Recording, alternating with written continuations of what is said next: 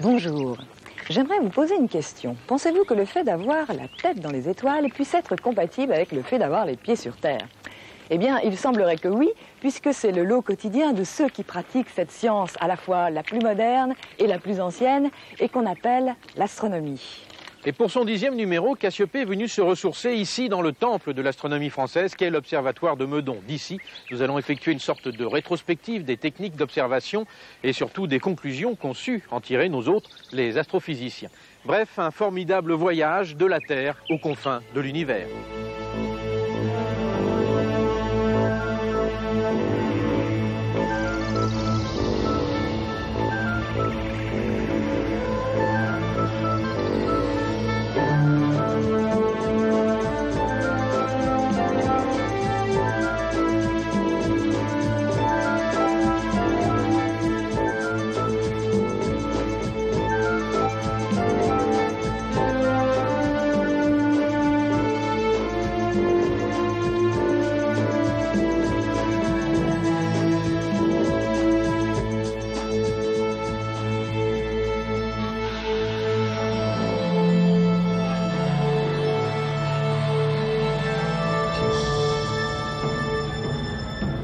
Pour les dernières nouvelles de l'univers, Cassiopée vous offre un véritable festival d'images, avec pour commencer le futur très grand télescope en construction au Chili. À 150 km au-dessus de la Terre, un satellite d'observation déposé par l'astronaute Jean-François Clairvoy. Et enfin, l'un des grands succès de l'année 1996, le satellite ISO qui traque l'univers dans l'infrarouge. Après avoir fait un petit tour près du Soleil grâce aux sondes spatiales Ulysse et SOHO, nous partirons sur les traces d'une comète. Quelques révélations astronomiques sur les climats de la Terre. Avant de repartir vers notre galaxie, la Voie lactée, et ses milliards d'étoiles qui y naissent, vivent et meurent. On ne peut pas parler de l'univers sans faire un retour en arrière sur nos origines et sur le fameux Big Bang. Nous finirons par un plongeon vertigineux vers ces objets mystérieux qu'on appelle les trous noirs.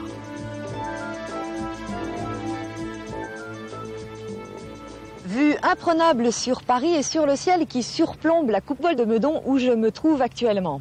À 30 mètres de haut sur une colline, la coupole de Meudon, qui s'est construite au siècle dernier, hélas, ne s'ouvre plus depuis près de 10 ans. Cependant, elle est restée une sorte d'emblème pour beaucoup d'astronomes. Et c'est vrai que l'Observatoire de Meudon, qui était implanté sur un ancien domaine royal, construit en partie d'ailleurs par Mansart, l'architecte du château de Versailles, que l'Observatoire de Meudon donc, constitue aujourd'hui encore l'un des fleurons de la recherche de l'astronomie française. Ce site a été implanté, construit en 1876 par Jules Janssen, astronome, membre de l'Institut, et avec l'Observatoire de Paris qui le chapeaute et l'Observatoire de Nancy, eh bien ce site rassemble près des 700 personnes qui constituent donc l'astronomie et la recherche de l'astronomie française. Et parmi ces 700 personnes, un grand nombre bien évidemment d'astrophysiciens qui embrassent même une grande diversité de disciplines concernant l'astronomie. Première question qu'on est en droit de se poser, pourquoi cette coupole n'a-t-elle pas été modernisée? Eh bien, tout simplement à cause de ça. Une ville immense, pleine de lumière et de pollution, et qui empêche d'avoir une bonne qualité d'observation. Alors aujourd'hui, pour observer, il faut aller de plus en plus loin, loin de la pollution terrestre. Bref, les déserts et les montagnes sont devenus les sites privilégiés des astrophysiciens. Par exemple, l'observatoire d'Hawaï se situe sur une île montagneuse qui culmine à 4200 mètres d'altitude en plein milieu de l'océan. Elle s'appelle le Mauna Kea. Et plus fou encore, le projet VLT, Very Large Telescope, comprenez très grand télescope, ce sera en fait le plus grand télescope du monde. C'est un outil extraordinaire qu'attendent avec une certaine fébrilité, vous vous en doutez, tous les astronomes de la planète. Cet outil fabuleux va faire appel bien sûr aux technologies de pointe les plus avancées, technologies aussi concernant la précision. Seulement c'est un projet tellement ambitieux qu'on se demande aujourd'hui s'il pourra être inauguré comme prévu en 1997. Et pour juger de la complexité de cet ouvrage, vous avez découvrir la façon dont on fabrique ne serait-ce que les miroirs. Depuis quelques années, la communauté des astronomes européens s'est mobilisée autour d'une fabuleuse entreprise. Construire le télescope le plus performant au monde, le Very Large Telescope, ou VLT. En réalité, ce très grand télescope sera un assemblage de 4 télescopes de 8 mètres de diamètre chacun. Les astronomes ont calculé que la puissance lumineuse collectée par ces 4 miroirs sera équivalente à celle d'un télescope unique de 16 mètres de diamètre. Mais en agrandissant la taille des miroirs, on augmente aussi leur poids, ce qui n'est pas sans causer quelques problèmes. L'effet de la pesanteur les déforme et ils perdent leur perfection optique. La solution consiste à faire reposer le miroir sur un support dit actif, contrôlé par ordinateur, fonctionnant comme un système de vérins qui permettent de maintenir à chaque instant le miroir dans une forme idéale. L'usine de fabrication du verre se trouve à Mainz, en Allemagne. On assiste ici au coulage de l'un des miroirs géants. À 1400 degrés Celsius, 45 tonnes de verre fondu sont versées dans le moule. En faisant tourner lentement le moule durant la phase de refroidissement, le verre acquiert la forme d'un ménisque. Commence alors toute une série d'opérations délicates. Le verre excédentaire est d'abord enlevé, puis le miroir entre dans le cycle de céramisation.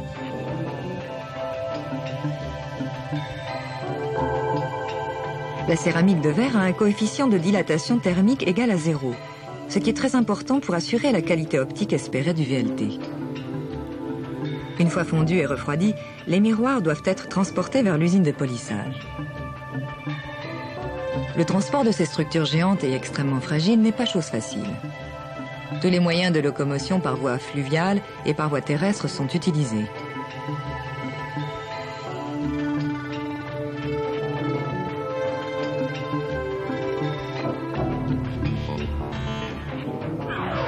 Après un long voyage plein de péripéties, le convoi exceptionnel arrive enfin à bon port dans la région parisienne. C'est en effet la compagnie d'optique française Reosc qui est responsable de l'opération du polissage. Durant le processus, le miroir est poli avec une précision de quelques centièmes de millimètre et tout le polissage d'un seul miroir exige 4 années d'un travail de haute précision. Pendant ce temps, les Italiens s'occupent des énormes structures mécaniques chargées de supporter les miroirs. Ici, près de Naples, sont fabriquées certaines parties de ces structures géantes, usinées à une précision d'un dixième de millimètre et qui pèsent 130 tonnes. Bien qu'elles proviennent d'un grand nombre d'usines différentes, toutes les pièces consistent avec la plus grande minutie à l'usine d'Ansaldo à Milan. Ce test d'assemblage est indispensable pour vérifier la fonctionnalité de l'instrument et la concordance avec les spécifications techniques. Les télescopes sont ensuite acheminés vers l'un des endroits les plus désolés de la planète. Au nord du Chili, dans le désert d'Atacama, la nature a créé un microclimat remarquable qui fait de cette région un site idéal pour l'observation astronomique avec un air extraordinairement sec et pas moins de 350 nuits claires par an. Les chercheurs de site de l'ESO, l'Observatoire européen austral, ont déniché en 1990 le Cerro Paranal, une montagne culminant à 2664 mètres d'altitude, située à 130 km d'Antofagasta, la capitale de la seconde province chilienne.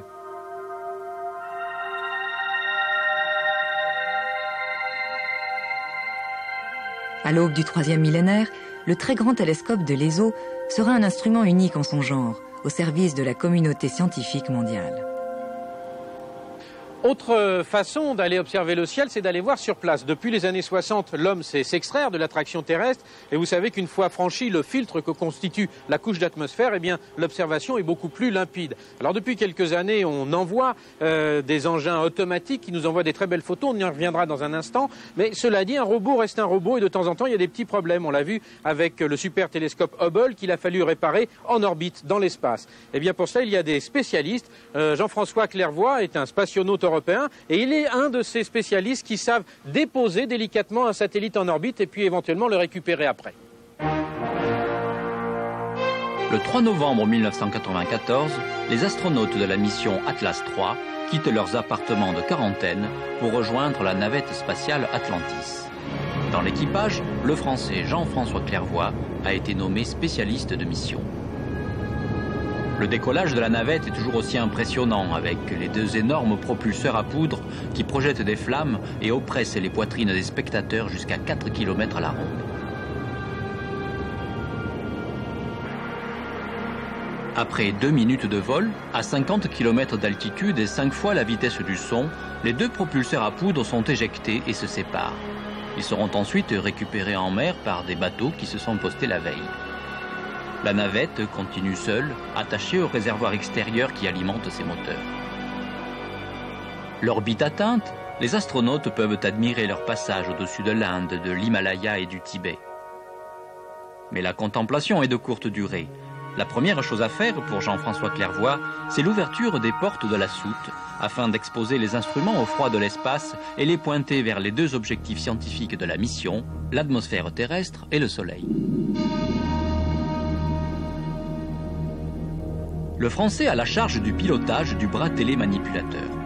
Après avoir agrippé un satellite dans la soute, Jean-François vérifie la gâchette qui se trouve sur le manche du pilotage et qui permettra de libérer le satellite.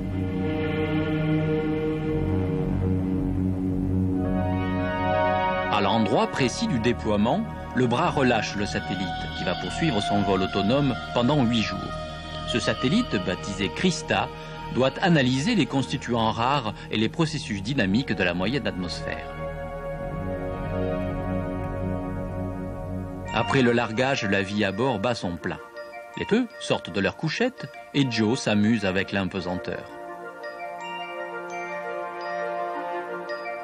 1 heure de sport par jour en écoutant de la musique, tel est le programme des réjouissances, en regardant la Terre défiler par les hublots, tandis qu'au loin se profile un ouragan. La nourriture déshydratée est réhydratée avec de l'eau. Jean-François semble satisfait du menu, tandis que son collègue américain tente d'avaler sans couvert. C'est au cours de ce vol qu'ils battent le record de taille de bulles d'eau en impesanteur. Mais il faut aussi travailler. Il faut prendre des photos et des films vidéo de la Terre.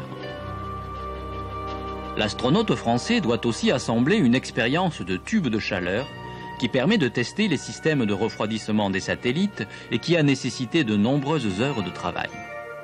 Hélène, la seule femme de l'équipage, se fait attaquer par le fax du matin. Il n'est pas facile de trier le courrier en impesanteur. La fin du vol est marquée par la récupération du satellite Christa, moment émouvant où l'instrument ressemble à un diamant brillant qui grossit peu à peu. Le commandant de bord manœuvre pour s'en approcher. Parvenu à portée du bras, le satellite est récupéré, puis placé dans la soute. Toutes les données scientifiques ont été enregistrées à bord sur bande magnétique. Pour le retour sur Terre, il faut reconfigurer tous les systèmes. Fermeture des portes de la soute, réendossage des combinaisons. Sur le pont supérieur, avec une caméra vidéo, Jean-François Clairvoy filme les flammes de l'air qui brûle, les températures extérieures étant extrêmement élevées. La navette pique à 20 degrés d'angle vers la piste. La rentrée dans l'atmosphère s'effectue en une demi-heure. La navette sort son train d'atterrissage à 100 mètres d'altitude et se pose sur la piste d'Edward, en Californie, à la vitesse de 360 km/h. C'est la fin d'une mission de 11 jours couronnée de succès, avec, pour Jean-François Clairvoy, l'envie de repartir dès le lendemain. Une autre façon d'observer qui là tient presque du miracle, c'est d'envoyer des sondes ou des satellites depuis le sol pour traverser notre système solaire et parfois même aller plus loin. Alors dans ce domaine, un des grands succès, ça a été le lancement d'ISO le 17 novembre 1995. Il a fallu plus de 10 ans, des centaines de chercheurs, d'ingénieurs, de techniciens pour mettre au point ce satellite. Une prouesse technique qui ne cesse d'apporter des informations extrêmement précieuses pour l'exploration de l'univers dans le rayonnement infrarouge. Le 17 novembre 1995, le satellite astronomique ISO s'est envolé dans l'espace avec pour mission d'explorer l'univers dans la gamme du rayonnement infrarouge. Placé sur une orbite très allongée autour de la Terre, qu'il parcourt en 24 heures, ISO peut s'éloigner jusqu'à une distance de 70 000 km. L'énergie électrique dont le satellite a besoin est fournie par des panneaux solaires. ISO peut pointer en direction de n'importe quelle source du ciel et se stabiliser dans cette position. Les objets célestes qu'il étudie sont froids. Pour les observer correctement, les instruments scientifiques placés à bord doivent être encore plus froids. Il faut donc les plonger dans un réservoir, une sorte de bouteille thermos à l'hélium liquide qui maintient une température de moins 270 degrés. Malgré cette température extrême, aux limites du froid absolu, l'hélium liquéfié s'évapore peu à peu dans l'espace. Lorsque les réserves seront épuisées, ISO aura achevé sa carrière. 18 mois seulement, alors que sa préparation en laboratoire a exigé 10 années de travail. Les rayonnements infrarouges qui pénètrent dans le télescope sont réfléchis par une série de miroirs constitués de quartz doré. Le faisceau ainsi focalisé plonge ensuite au cœur de l'instrument. Il parvient à la caméra ISOCAM, mise au point dans des laboratoires français. Reconstitué ici en image de synthèse, le faisceau de lumière infrarouge est décomposé et canalisé de façon très précise à travers une série d'ouvertures et d'engrenages ne pouvant fonctionner qu'à la température de moins 270 degrés. On peut alors reconstituer l'image des sources lointaines. Ici, une galaxie en phase de flambée d'étoiles. Observé à l'œil nu, le ciel donne l'impression qu'il existe beaucoup de vide entre les étoiles. En fait, ce vide est peuplé de vastes nuages d'hydrogène. Et parfois, dans ces nuages, il existe des zones obscures et froides qui émettent dans l'infrarouge et révèlent des étoiles en train de naître. ISO permet ainsi d'observer et de comprendre les mécanismes d'évolution des galaxies, des étoiles et des planètes. Grâce à la caméra ISOCAM et aux autres instruments, ISO va notamment ausculter le disque de notre propre galaxie, la Voie lactée. Mais revenons à notre bonne vieille Terre. Que serait-elle sans le Soleil? Sans doute une planète froide et sans vie. Eh bien, ce Soleil est tellement important qu'il fait l'objet de nombreuses observations. Ici, par exemple, il est sous contrôle permanent.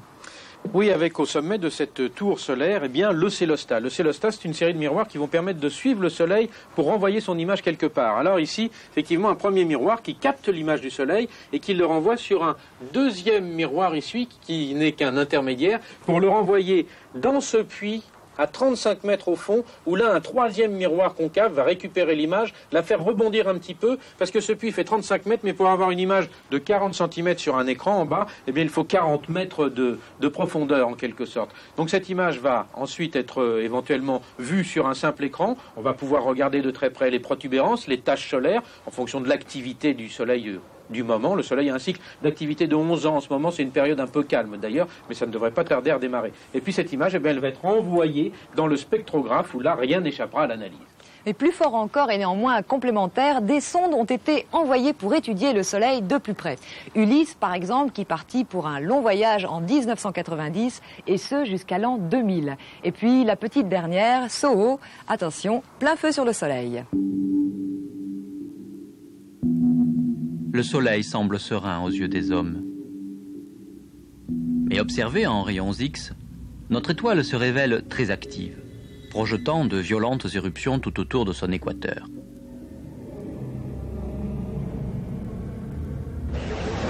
En plus des éruptions, le Soleil éjecte en permanence dans l'espace des particules chargées qui constituent le vent solaire. Le vent solaire souffle bien au-delà des planètes les plus lointaines. Il emplit une immense bulle, l'héliosphère, qui, à la façon d'un cocon, protège les planètes contre les rayons cosmiques venus de la galaxie. Jusqu'ici, on ne connaissait bien que l'écliptique, c'est-à-dire le plan dans lequel gravitent toutes les planètes. L'Agence spatiale européenne et la NASA ont lancé en 1990 une sonde spatiale chargée d'explorer pour la première fois les régions polaires du Soleil. Baptisée Ulysse, en l'honneur du héros de Homère qui vogua en direction du Soleil, la sonde a embarqué 9 instruments.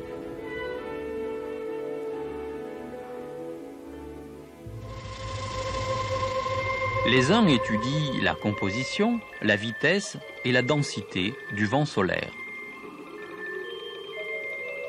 Les autres comptent les particules chargées produites lors des éruptions solaires. Tandis que des magnétomètres mesurent le champ magnétique compliqué qui règne dans l'héliosphère.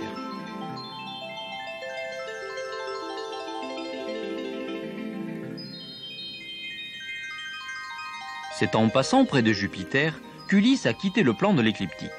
À la mi-94, elle a survolé le pôle sud du Soleil. là où l'on pense que la résistance de l'héliosphère aux rayons cosmiques est la plus faible. Et en septembre 1995, elle est passée à 300 millions de kilomètres à la verticale du pôle nord de notre étoile. Ulysse délivre des informations plus précises sur le champ magnétique global du Soleil et son influence sur la vie terrestre.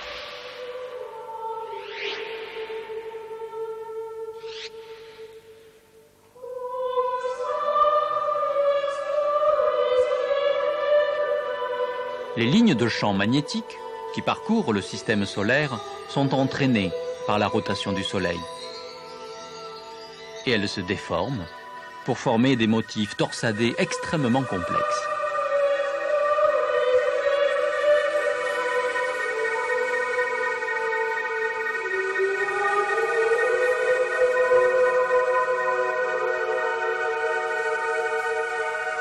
Ulysse opérera encore en l'an 2000, à la fin d'un cycle solaire, lorsque l'activité de notre étoile se sera un peu assagie.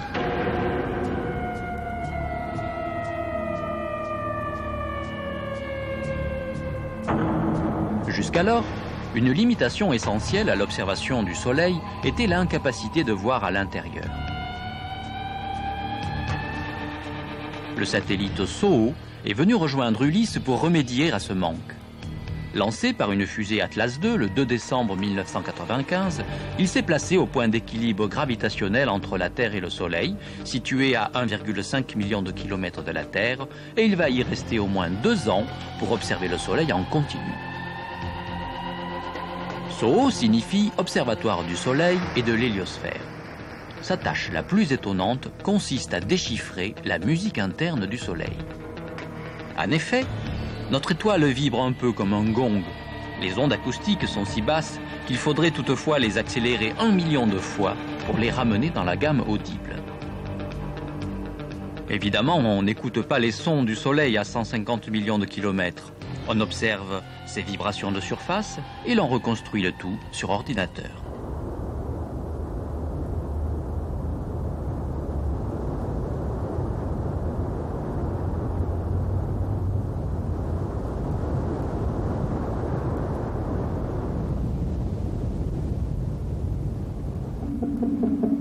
Cette image représente les nœuds et les ventres de l'un des modes de vibration du Soleil.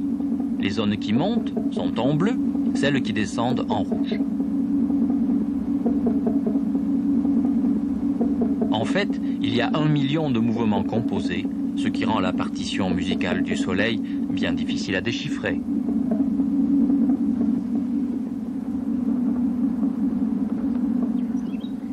Il y a quelques mois, ici même, dans cette coupole, j'ai eu la chance de faire partie de ces quelques privilégiés qui ont pu observer une des choses les plus incroyables à observer dans le ciel, une comète. C'était la comète Hyakutake, un spectacle étonnant, enthousiasmant et qui plus est aujourd'hui est devenu extrêmement rare. Chanceuse, Véronique, c'est effectivement un spectacle assez rare à observer. Par exemple, la célébrissime comète de Halley en 1986 n'a pu être observée dans toute sa splendeur, depuis le sol en tout cas, puisque dans le ciel, dans l'espace, on avait lancé à sa poursuite 5 sondes, des sondes soviétiques, des sondes japonaises et puis Giotto, la sonde européenne. Et le prochain passage de la comète de Halley est prévu pour le 29 juillet 2061. On a le temps d'y revenir. Alors, qui sont-elles ces comètes qui ont bien souvent enflammé l'imagination populaire et puis surtout, d'où viennent-elles? Dans l'histoire de l'humanité, les comètes ont longtemps fait figure de prodiges célestes, annonciateurs de catastrophes. On sait aujourd'hui qu'elles ne sont pas les redoutables messagères des dieux, mais les messagères du passé, formées il y a près de 5 milliards d'années. Les comètes proviennent des extrêmes limites de notre système solaire, dans des zones où la température est proche du zéro absolu. D'innombrables blocs de glace et de poussière gravitent lentement autour du Soleil dans le lointain nuage de Oort. Perturbé par l'attraction des étoiles proches, le nuage de Oort éjecte parfois plusieurs de ces blocs glacés qui plongent soudain vers le Soleil. Des années plus tard, ils parviennent dans les parages brûlants du Soleil. Sous l'action de la chaleur, l'astre commence à s'évaporer. Des jets puissants projettent des particules dans la direction opposée à celle du Soleil. Une chevelure immense et gracieuse se déploie dans le souffle chaud du Soleil. L'astre est devenu comète. La chevelure, ou coma, développe une double queue. L'une, rectiligne et bleutée, constituée de particules de gaz. L'autre, courbée et jaunâtre, éjecte des poussières. À chaque passage près du Soleil, la comète s'évapore. Son noyau s'épuise et il finit parfois par se désintégrer, comme celui de la comète West. Certaines comètes sont très célèbres, comme celle de Halley, qui revient tous les 76 ans et fut visitée par une sonde spatiale en 1986. Shoemaker-Levy, elle, après s'être divisée en 21 morceaux, disparut dans l'atmosphère de Jupiter à plus de 200 000 km/h. C'était le 22 juillet 1994. Le 5 août 1995, les astronomes aperçurent pour la première fois, à 860 millions de kilomètres, Hale-Bopp. Tous l'attendent avec le même enthousiasme qu'ils viennent d'éprouver en admirant la comète Hyakutake. Oui, en tout cas, les comètes, ça reste un sujet d'actualité. Oui, c'est vrai. D'ailleurs, parfois, ça prend la tournure de discussion de bistrot, de comptoir, au même titre que la météo. Oui, c'est vrai qu'on veut toujours savoir s'il va faire beau demain. Allez savoir pourquoi. Et d'ailleurs, à propos de la météo, je ne sais pas si vous avez remarqué qu'on dit à peu près tout et son contraire. Même les astronomes ne sont pas d'accord entre eux. Quand on subit un été un peu frais, on dit qu'on est dans une période de glaciation, de refroidissement en tout cas. Quand on a un printemps un peu trop caniculaire, on dit qu'on est dans une période de réchauffement. Alors où en est-on? Oui, c'est vrai que nous, on aurait tendance à dire réchauffement. Seulement pour les astronomes, l'échelle de temps est totalement différente. Par exemple, chez eux, l'été, ça dure 11 000 ans. Alors, vous imaginez? Au cours des 7000 derniers siècles, la Terre a connu 7 âges glaciaires, séparés par des épisodes plus cléments. Nous sommes aujourd'hui dans une période interglaciaire commencée il y a 11 000 ans. Allons-nous doucement vers un nouvel âge du froid? Pour le savoir, il faut comprendre ce qui peut causer les changements de climat sur plusieurs millénaires. Les astronomes pensent avoir trouvé la solution. Selon eux, les modifications des positions relatives de la Terre et du Soleil font varier la quantité et la répartition du rayonnement solaire. Autrement dit, les grands froids viennent de l'espace. Le premier pas vers la théorie astronomique des glaciations fut accompli par l'astronome Hipparque il y a 2000 ans. Il découvrit que l'axe de la Terre, pareil à celui d'une toupie, a un mouvement giratoire tandis qu'elle tournoie dans l'espace. En fait, les paramètres orbitaux de la Terre, que l'on croit stables sur nos petites échelles de temps humaines, varient lentement au cours des âges astronomiques. Au XIXe siècle, l'Écossais James Croll mit à jour les 3 variations critiques du mouvement de la Terre. La première variation, c'est le balancement de l'axe de rotation terrestre découvert par Hipparque. Ce mouvement appelé précession a un cycle de 26 000 ans. La seconde variation affecte l'inclinaison de l'axe, c'est-à-dire l'angle qu'il fait avec la perpendiculaire au plan de l'orbite. Cette inclinaison, qui est la cause même des saisons, varie entre 22 et 24 degrés, selon un cycle de 41 000 ans. La troisième variation change la forme même de l'orbite terrestre. Cette orbite, aujourd'hui presque circulaire, devient fortement elliptique selon un cycle de 100 000 ans. Tous ces mouvements font varier la distance de la Terre au Soleil et l'angle sous lequel le rayonnement solaire frappe tel ou tel point de la surface terrestre. Ils se combinent entre eux de façon complexe. C'est le mathématicien Milutin Milankovitch qui, dans les années 1920, montra comment la théorie astronomique pouvait expliquer la périodicité des climats. Quelques pourcents d'ensoleillement en plus ou en moins suffisent pour provoquer sécheresse ou glaciation. Depuis, de nombreuses observations géologiques ont confirmé l'influence de ces phénomènes astronomiques sur le climat à long terme de notre planète. Si les climatologues expliquent aujourd'hui la périodicité des âges glaciaires, ils sont incapables de dire avec certitude si pour les prochaines décennies la Terre s'achemine vers une période plus chaude ou une période plus froide. Alors en attendant, profitons du soleil. Hipparque n'a pas seulement découvert la précession des équinoxes, il a aussi réalisé en 134 avant Jésus-Christ un catalogue d'étoiles, 1025 étoiles qu'il a classées selon leur éclat, entendez brillance. Eh bien, 2000 ans plus tard, Un satellite baptisé Hipparcos est parti mesurer la position des étoiles avec une précision jamais égalée. L'occasion pour Meudon de créer un autre département, le département d'astrophysique stellaire et galactique. Alors ça a l'air un peu compliqué, plus simplement, les chercheurs étudient notre galaxie et les étoiles qui l'habitent. Regardez, vous allez comprendre. Une galaxie telle que la nôtre n'est pas composée uniquement d'étoiles. Elle héberge aussi d'immenses nuages de gaz d'hydrogène brillant de mille feux et des bancs de poussière obscure. Les nébuleuses d'hydrogène interstellaires ont des dimensions gigantesques qui s'étendent sur plusieurs centaines d'années-lumière. Les échanges permanents de matière et d'énergie entre les étoiles, les nuages et la poussière font de la galaxie un système qui se régénère sans cesse en fabriquant de nouvelles étoiles. Une étoile n'est un peu comme la pluie. C'est une goutte condensée au sein d'un nuage de gaz.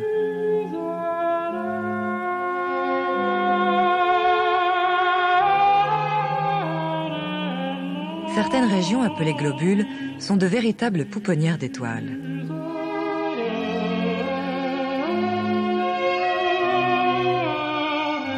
En faisant une échographie de ces globules dans l'infrarouge, on peut déceler des fœtus d'étoiles en train de se former.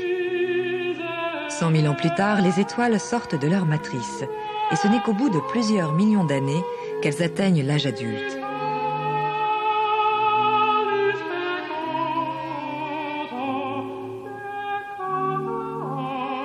Notre galaxie à nous, vous la connaissez bien sûr, puisqu'il s'agit de la Voie lactée. Les poètes l'appellent poussière d'étoiles.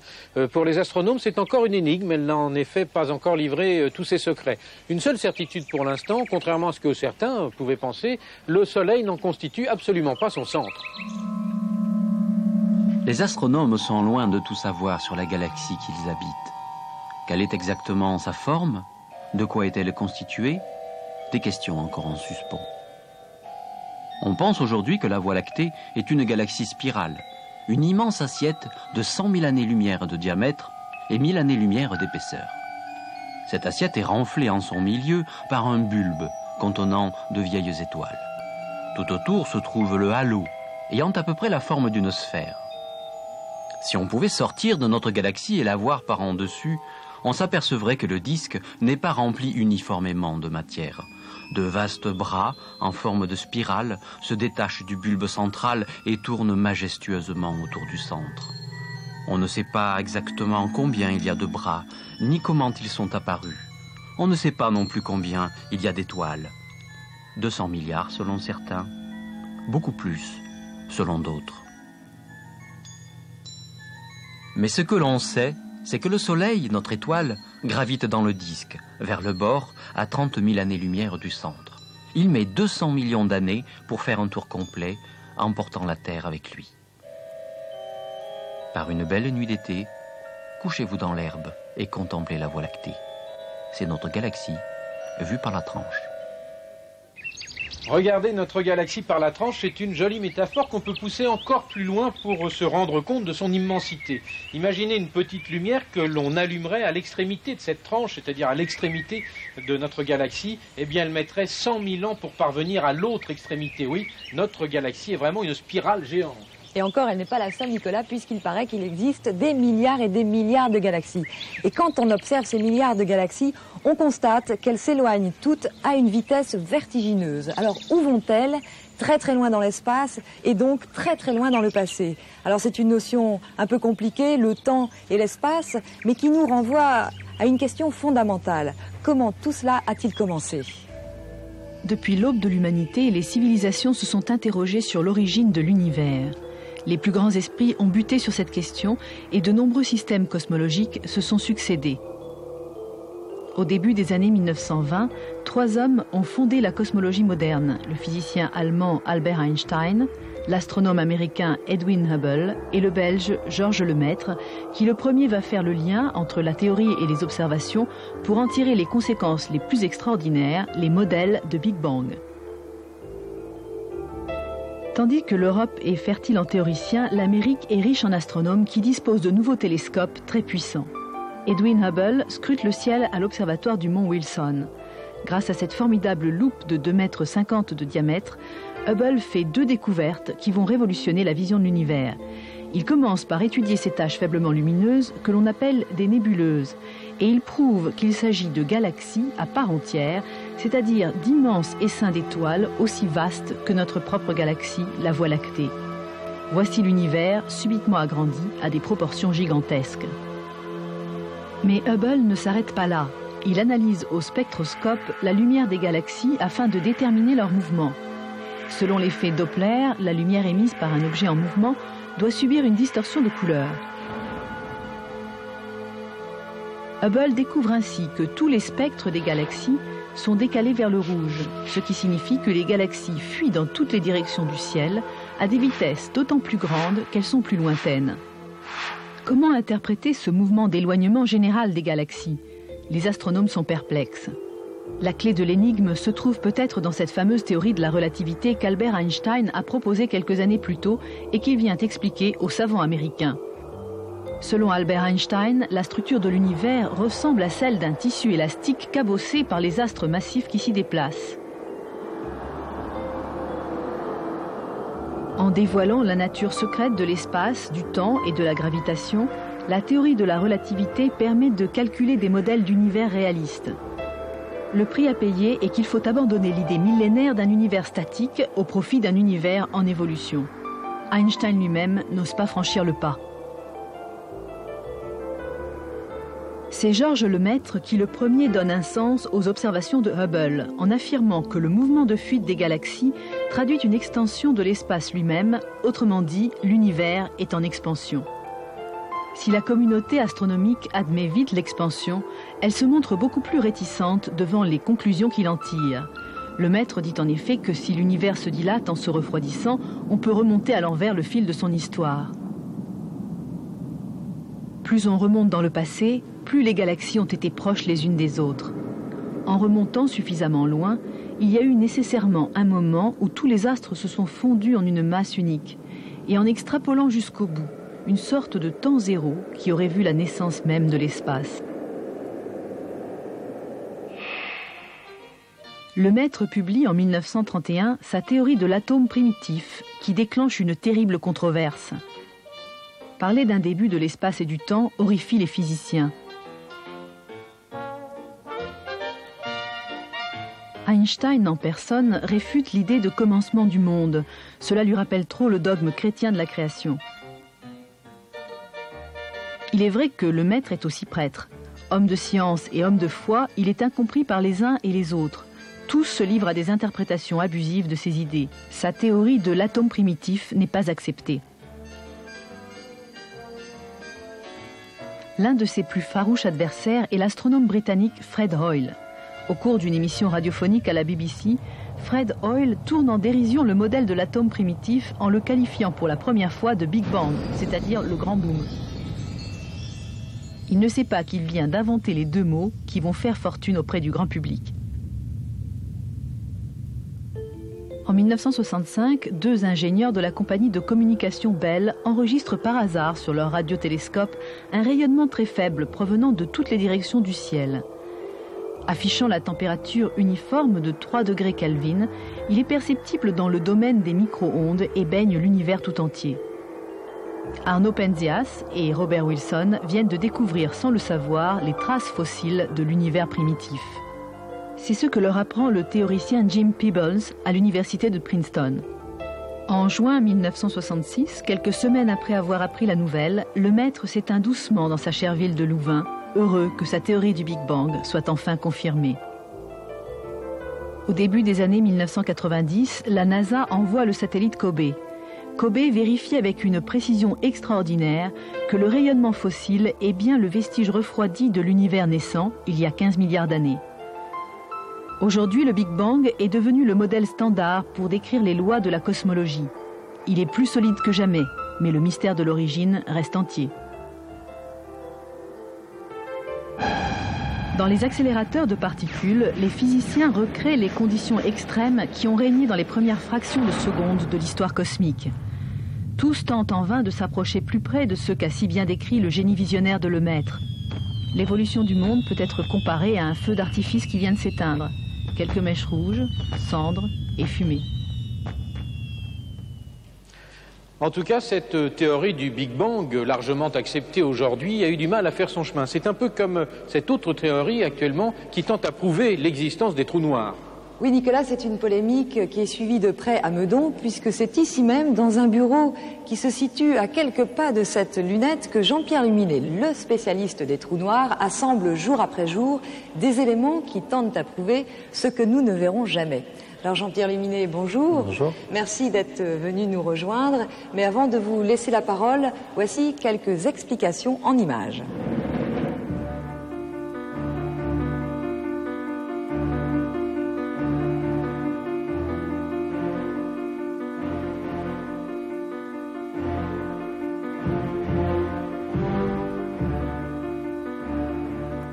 Tiens, comme c'est curieux. Qu'est-ce que c'est ? Ce sont des ondulations de courbure, engendrées par deux étoiles doubles qui tournent l'une autour de l'autre. Chaque étoile imprime sa propre courbure à l'espace-temps. Mais le déplacement des deux étoiles engendre aussi des petites vagues qui se propagent aussi vite que la lumière. Ces ondes ne sont pas des ondes lumineuses, ce sont des ondes gravitationnelles. Comme quand on jette un caillou dans l'eau. C'est un peu ça. N'importe quel objet traversé par une onde gravitationnelle est ballotté comme un bouchon et se déforme dans tous les sens.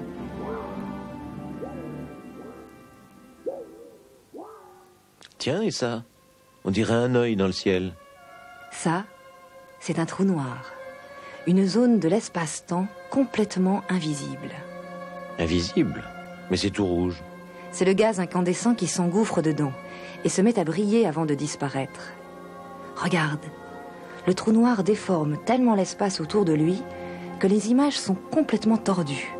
C'est comme si l'espace-temps était mou.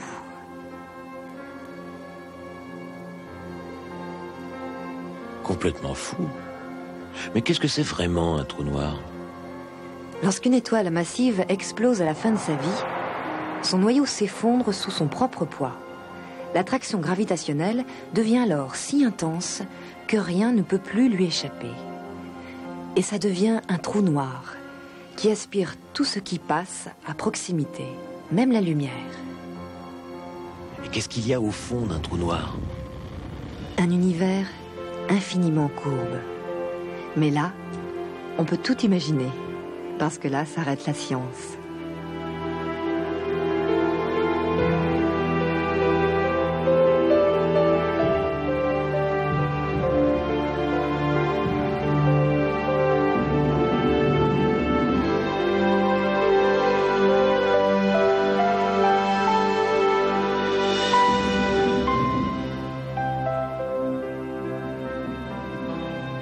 De très jolies images de l'intérieur d'un trou noir. Il s'agit bien sûr de la vision artistique d'une théorie. Immontrable. Et Jean-Pierre Luminet, justement, est-ce que ce n'est pas un problème pour un scientifique de prouver quelque chose que l'on ne verra sans doute jamais? Je dirais que c'est en fait tout le travail du théoricien que de prédire par le calcul, par les équations, l'existence de phénomènes physiques ou astrophysiques encore inconnus, à charge pour les astronomes que de confirmer leur existence par l'observation directe. Et à cet égard, l'histoire des trous noirs est exemplaire parce que c'est vrai que pendant des dizaines d'années, on a réellement considéré l'idée de trou noir comme une sorte de coquetterie, une fantaisie spéculative de mathématiciens et de théoriciens. Et en fait, on a commencé à les prendre au sérieux à cause de deux changements de vision radicaux. L'un, c'est dans les années 1930 où on a commencé à comprendre comment des trous noirs pouvaient réellement se former dans la nature lorsqu'on on a commencé à comprendre comment les étoiles évoluent. On sait qu'à la fin de leur vie, lorsque les étoiles n'émettent plus d'énergie, elles s'effondrent sous leur propre poids. Et c'est ce processus qu'on appelle, le terme savant, d'effondrement gravitationnel qui peut former des trous noirs. Alors ce terme savant cache une idée très simple. Vous prenez des œufs. Les œufs sont entourés d'une coquille qui exerce évidemment une certaine résistance. Vous empilez des œufs les uns sur les autres, jusqu'à un certain stade, il ne se passe rien parce que les coquilles résistent bien. Puis il arrive un moment où la masse de l'ensemble des œufs est si grande que si vous rajoutez un œuf, eh bien la résistance des œufs va être brisée et la pile s'effondre. Eh bien c'est un petit peu comme ça dans les étoiles, ce sont les atomes des étoiles qui jouent le rôle des œufs et au-dessus d'un certain poids, les atomes eux-mêmes s'effondrent. Alors la différence c'est qu'évidemment l'étoile ne fait pas d'omelette, elle fait quelque chose de beaucoup plus plus indigeste, mais de beaucoup plus intéressant, qui est soit un pulsar, soit un trou noir. Et la deuxième révolution, c'est dans les années 1970, lorsqu'on a commencé à comprendre comment on pouvait détecter des trous noirs. Alors, ça paraît paradoxal, puisque la définition simple du trou noir, c'est quelque chose qui n'émet pas de rayonnement. Alors, c'est vrai, un trou noir nu, on ne le voit pas. Mais ce qu'il y a, c'est que le trou noir, il n'est pas isolé. Il va toujours être entouré de matière, du gaz, par exemple. Et c'est justement le gaz qui tombe dans un trou noir, parce qu'il est attiré par lui, avant d'être englouti, il est fortement chauffé, et il va émettre des rayonnements caractéristiques. Alors finalement, ces trous noirs, où les trouve-t-on ? En fait, on en trouve partout, on en trouve dans notre galaxie et dans la galaxie extérieure. Alors, comment les détecte-t-on ? En fait, il a fallu vraiment attendre les années 1970 pour lancer des télescopes dans l'espace qui captaient des rayonnements X, parce que les rayonnements X ne parviennent pas au sol, pour s'apercevoir qu'il y avait dans beaucoup de régions du ciel des objets astrophysiques bizarres émettant des bouffées d'énergie extraordinaires dans le domaine des rayons X et des rayons gamma. Et les astrophysiciens ont fait des calculs et ils ont pensé que c'était des trous noirs qui étaient responsables de ce mécanisme de libération d'énergie par la matière qui tombe. Alors vous allez me dire, pourquoi il y a de la matière autour d'un trou noir ? Eh bien, on se souvient, le trou noir, c'est finalement une étoile, c'est un cadavre d'étoile. Et vous savez que beaucoup d'étoiles vivent en couple. Alors imaginons un couple d'étoiles, vous et moi par exemple. Vous êtes une étoile normale, encore bien ronde, bien dodue, pleine de gaz. Moi, je me suis déjà effondré en trou noir. Et si nous sommes assez proches l'un de l'autre, je vous attire tellement par la gravitation que j'aspire peu à peu votre matière extérieure qui est du gaz. Et le gaz va tomber vers moi et avant de disparaître, avant que je n'avale le gaz va émettre du rayonnement. Et ce rayonnement-là, il est visible. Et c'est la première partie du film ou du plongeon dans le trou noir qui, elle, n'est pas du tout fantaisiste, où l'on a réellement reconstitué sur l'ordinateur le caractère très lumineux de gaz qui disparaît dans un trou noir. Mais pourquoi dit-on que la science s'arrête là ? Est-ce que c'est parce qu'une fois qu'on est dans un trou noir, on ne peut pas en ressortir ? Oui, c'est un peu ça. C'est aussi parce qu'en fait, à l'intérieur du trou noir, la science devient impuissante. La science, c'est-à-dire nos modèles actuels, deviennent totalement impuissants à prédire le comportement de la matière au fond d'un trou noir. Ou est-ce que ça disparaît au fond d'un puits sans fond ? Ou est-ce que ça rejaillit dans une autre région de l'espace-temps ? Un peu toutes les fantaisies sont permises, d'où ces images de synthèse. Et j'aimerais en fait raconter une très jolie métaphore des trous noirs, qui est un vieux conte persan, qui raconte qu'un jour les papillons décident de tenir une grande assemblée parce qu'ils sont tourmentés par le mystère de la flamme. Alors ils tiennent une conférence, et à la fin de la conférence, le sage qui préside l'assemblée dit « le mieux c'est d'aller voir ».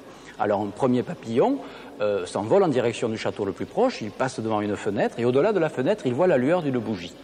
Il revient très excité, il raconte ce qu'il a vu. Le sage dit « tu ne nous apprends pas grand-chose ». Alors un deuxième papillon s'élance à son tour, il va vers le château, il franchit la fenêtre et il passe si près de la flamme qu'il se brûle les ailes. Il revient quand même, tant bien que mal, il raconte très excité ce qu'il a connu du mystère de la flamme, et le sage lui dit « tu ne nous en apprends pas plus ». Alors, un troisième papillon, ivre de connaissances, s'élance vers le château, se précipite sur la flamme, fait corps avec elle, il disparaît, il ne revient pas raconter l'histoire. Et le sage papillon qui a assisté à la scène dit « Notre ami sait ce qu'il voulait savoir, mais lui seul le sait et nous n'en saurons jamais rien ». C'est une belle métaphore du trou noir. Oui, mais Jean-Pierre Luminet, j'espère que vous n'aurez pas besoin de disparaître dans un trou noir pour vous prouver et nous prouver l'existence donc de ces trous noirs. Et puis, je vous rassure tout de suite, nous reviendrons vous voir avant que vous ayez apporté la preuve matérielle de ces trous noirs. Merci en tout cas de toutes ces précisions. En ce qui concerne Cassiopée, eh bien, ça ne s'arrête pas avec les trous noirs, comme la science pour l'instant. Donc Cassiopée va continuer dans un instant avec des informations beaucoup plus pratiques. Alors, si les propos de Jean-Pierre Luminet ne vous suffisent pas, je ne saurais trop vous recommander de vous reporter à ses écrits, puisque Jean-Pierre Luminet a écrit un livre qui s'appelle Les Trous Noirs. On ne peut pas se tromper, c'est paru en collection de poche aux éditions du Seuil. Sinon, un livre pour enfants, Le ciel par-dessus nos têtes. C'est édité chez Gallimard Jeunesse. Alors évidemment, c'est un livre à lire, oui, à regarder, mais surtout, c'est un livre à manipuler. Et vous verrez, c'est extrêmement amusant. Et puis si dans cette émission des termes vous ont échappé, ou si vous avez un esprit très cartésien qui fait que vous avez besoin de précision sur des noms, des dates, eh bien moi je vous recommande dans la collection référence chez Larousse le dictionnaire de l'astronomie, le dictionnaire du climat et le dictionnaire de l'espace. Ce sont 3 dictionnaires très précis dans lesquels vous découvrirez peut-être que la Lune fait très précisément 3476 kilomètres de diamètre, que quand on parle de dorade, il ne s'agit pas d'un poisson mais d'une constellation, et puis très précis dans le dictionnaire des climats, eh bien que la pluie est une précipitation d'eau liquide sous forme de gouttes d'un diamètre de 0,5 à 6 mm. Vous voyez, c'est ce qu'on appelle la précision scientifique. Et pour finir, si vous désirez voir ou revoir les émissions de Cassiopée, eh bien maintenant elles sont éditées en cassette. Alors il vous suffit d'écrire à Émission Cassiopée, 88 bis avenue du Général Leclerc, 92 100 à Boulogne-Billancourt. Alors actuellement il en existe 3. La Voie lactée, souvenez-vous, il y avait Pierre Lénat, Daniel Imbaud et le célèbre dessinateur Jean-Claude Mézières. Ensuite, le Vaisseau Terre avec Hubert Reeves, que évidemment on ne présente plus, le climatologue André Berger et le marin Titouan Lamazou. Et pour finir, Des fusées et des hommes, c'était une émission qu'on avait tournée avec la SEP, la Société Européenne de Propulsion, et qui vous raconte l'histoire d'Ariane. Voilà. L'émission est terminée. Et je voudrais, Véronique, que nous remercions ensemble toute l'équipe de techniciens, de scientifiques de l'Observatoire de Paris, en l'occurrence de l'Observatoire de Meudon, qui a su si bien nous accueillir pour présenter cette émission. À bientôt.